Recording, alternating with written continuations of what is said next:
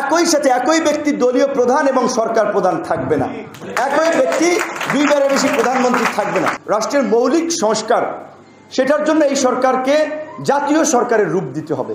জাতীয় সরকারের রূপ দিতে হলে বিএনপি, জামাত, গণ অধিকার, বিভিন্ন রাজনৈতিক দল বলেন, অন্যান্য রাজনৈতিক দল, অনেকগুলো দল বলে তো অনেক সময় লাগবে।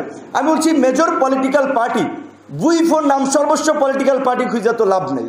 যেগুলোকে মেজর মনে করা হয়, যে যাদের অ্যাক্টিভিটিস আছে, যাদের ফাংশন আছে, যাদের গণতান্ত্রিক আন্দোলন সংগ্রামে ভূমিকা আছে, তাদের থেকে প্রতিনিধি নিয়ে, এটা 21 আছে, এটাকে 31 করা যেতে পারে আরও 10 জন নিয়ে, এটাকে জাতীয় সরকারের রূপ দিলে তাহলে যদি স্ট্যাবল হয়। নাহলে এই যে রাজনৈতিক দলের সাথে এই যে প্রতিনিধিত্বশীল আপনার অংশের সাথে যে সরকারের একটা সন্দেহ সংশয় তৈরি হচ্ছে, এটা কিন্তু সরকারের জন্য ভালো না।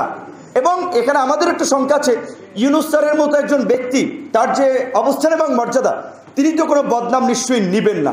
তো যদি দেখে যে রাজনৈতিক প্রেশার তৈরি হচ্ছে ইলেকশনের জন্য, সংস্কার হোক বা না হোক, আমার ধারণা তিনি তার এই বদনাম নেবেন না, তিনি অতি দ্রুত সময়ের মধ্যে একটা ইলেকশন দিয়ে দিতে পারেন। তো ইলেকশন যদি হয়ে যায়, সেই ক্ষেত্রে আমরা তো দেখেছি 90-এ 3টা রাজনৈতিক জোট, বিএনপির নেতৃত্বে ছিল, আওয়ামী লীগের নেতৃত্বে ছিল, বামদের নেতৃত্বে ছিল, তারা 3 জোটের রূপরেখায় কমিটমেন্ট করেছিল যেই বিষয়গুলো পরবর্তীতে ওই সেই ইয়ার মতো, কবিতার মতো কেউ কথা রাখে নাই। যে যেই ডাকসুর সর্বদলীয় ছাত্র আন্দোলন হয়েছিল, সেই ডাকসু তো আওয়ামী লীগও দেয়নি, বিএনপিও দেয়নি।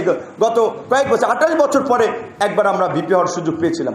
তো সেই ক্ষেত্রে যুব অধিকার এই মুহূর্তে যে একটা এজেন্ডা নিয়ে সামনে আগাতে চাচ্ছে, যে তরুণ ছাত্র যুবক তরুণদের মতামত রাষ্ট্র গঠনে নেয়ার জন্য তারা বিভাগীয় পর্যায়ে যে তারুণ্যের সংলাপ শুরু করতে যাচ্ছে, এটা অত্যন্ত সময়োপযোগী কাজ।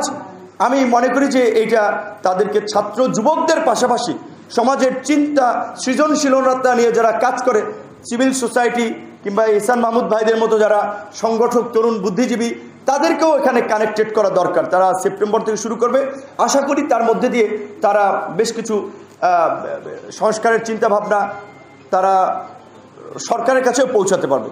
সরকার রাজনৈতিক দলগুলোর কাছে সংস্কারের প্রস্তাবনা চেয়েছে। আমরা কিন্তু 42টা রাজনৈতিক দল, বিএনপি সহ, আমরা কিন্তু 31 দফা রাষ্ট্র সংস্কার একটা রূপরেখা দিয়েছি। এটা কিন্তু বিএনপির একক কর্মসূচি না। আজকে এক ভাই বলেছেন ইসলামী আন্দোলনের যে 2বারের বেশি প্রধানমন্ত্রী থাকতে পারবে না, এটা কিন্তু আমরা ওই 31 দফায় আমরা দিয়েছি। এমনকি আমাদের দল ঘোষণা হয়েছে 21 সালে, আমাদের দলের গঠন এই ঘোষণাপত্রেও আমরা কর্মসূচিতে বলে দিচ্ছি যে একই সাথে একই ব্যক্তি দলীয় প্রধান এবং সরকার প্রধান থাকবে না। একই ব্যক্তি 2বারের বেশি প্রধানমন্ত্রী থাকবে না। এরকম বেশ কিছু রিফর্ম আমরাও দিয়েছি।